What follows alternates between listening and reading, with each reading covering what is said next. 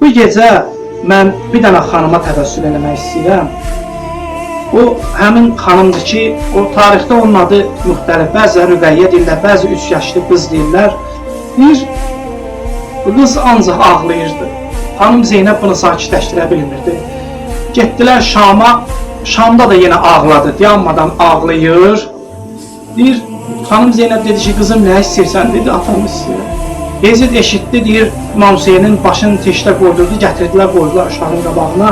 Elə bildi, yemək gətiriblər. Başını açanda gördü İmam Hüseynin mübarək başıdır. Deyir, İmam Hüseynin mübarək başını qucaqladı, nə qədər danışdı, söhbət elədi, qolların, qəmsilərin göstərdi. Biraz keçdi, xanım Zeynəb gördü ki, uşağın səsi gəlmədi. Yaxınlaşanda gördülər İmam Hüseynin o cansız başı bir tərəfdə, xanım Rüqəyyənin cansız bədəni bir tərəfdə.